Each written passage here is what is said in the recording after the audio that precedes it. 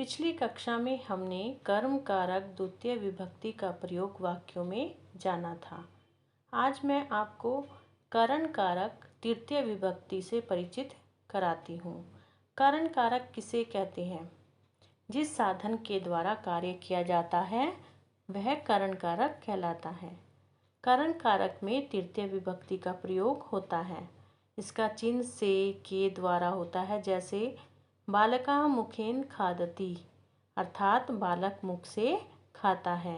यहाँ खाने का साधन क्या है? मुख है, अतः मुख शब्द में तृतीय विभक्ति का प्रयोग किया गया है। आइए अब करण कारक तृतीय विभक्ति को तीनों वचनों और तीनों लिंगों में जानते हैं। पुल्लिंग एक वचनम बालकेन, एक बालक से। द्विवचनम बालकाभ्याम, दो बालकों से। बालकेः अनेक बालकों से। स्त्रीलिंग एकवचनम बालिकया, एक बालिका से। द्विवचनम बालिकाभ्याम, दो बालिकाओं से। बहुवचनम बालिकाभ्यः, अनेक बालिकाओं से। नपुंसकलिंग एकवचनम फलेन, एक फल से।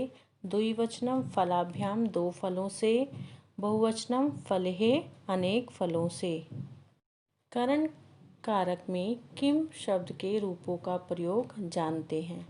बच्चों, आपने इस बात का विशेष ध्यान रखना है कि वाक्य में जो भी पुल्लिंग, स्त्रीलिंग और नपुंसकलिंग शब्द जिस भी विभक्ति और वचन में आ रहे हैं, तो प्रश्न निर्माण में आप किम का प्रयोग भी उसी विभक्ति और वचन में करेंगे। यहाँ आपको किम का प्रयोग बताया गया है, आइए उन्हें जानते हैं। पुल्लिंग एकवचनम केन, किससे या किसके द्वारा। द्विवचनम काभ्याम, किन दोनों से। बहुवचनम केः, किन सबसे। स्त्रीलिंग कया, किससे या किसके द्वारा। द्विवचनम काभ्याम, किन दोनों से। बहुवचनम काभ्यः, किन सबसे। नपुंसकलिंग एकवचनम केन, किससे या किसके द्वारा। द्विवचनम काभ्याम, किन दोनों से। बहुवचनम केः, किन सबसे। तो बच्चों, आपने जाना कि हम तृतीय विभक्ति में पुल्लिंग, स्त्रीलिंग और नपुंसकलिंग शब्दों में किम का प्रयोग किस प्रकार करते हैं। आइए अब पाठ की ओर बढ़ते हैं और करण कारक का वाक्यों में प्रयोग जानते हैं। छात्राः केन क्रीडति, छात्र केन माने किससे, क्रीडति खेलता है, बालक किससे खेलता है।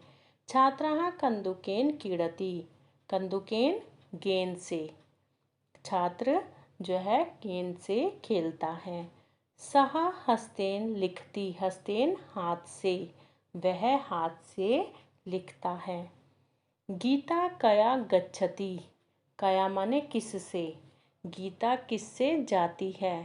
गीता द्विचक्रिकया गच्छति, द्विचक्रिकया होता है बच्चों साइकिल से, तो गीता साइकिल से जाती है। सा नासिकया जिगति, जिगति माने सूंघती है, वह नाक से सूंघती है।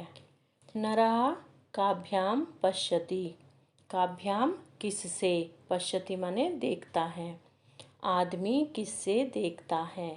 नरः नेत्राभ्याम पश्यति, जो आदमी है, नेत्राभ्याम द्विवचन है तो दो आँखों से देखता है। सः पादाभ्याम चलति, वह दो पैरों से चलता है। केः शरीरम पुष्टम भवति, किससे शरीर स्वस्थ होता है। फलैः शरीरम पुष्टम भवति, फलों से शरीर स्वस्थ, पुष्ट माने स्वस्थ, स्वस्थ होता है।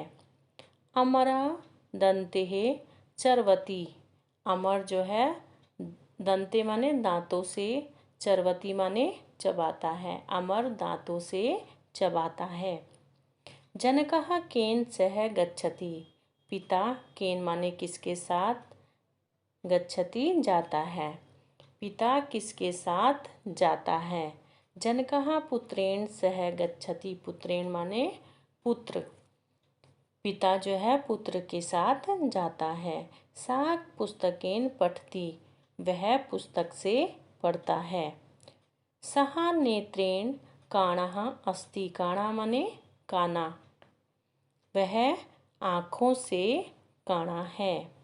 अश्वः पादैः धावन्ति, घोड़े पैरों से भागते हैं। परिश्रमेण विना सफलता न भवति, परिश्रम के बिना सफलता नहीं होती। बच्चों, आज मैंने आपको करण कारक तृतीय विभक्ति के रूप तीनों लिंगों में किस प्रकार प्रयोग होते हैं और उनकी प्रश्न निर्माण की क्या प्रक्रिया होती है, इसका ज्ञान भी कराया।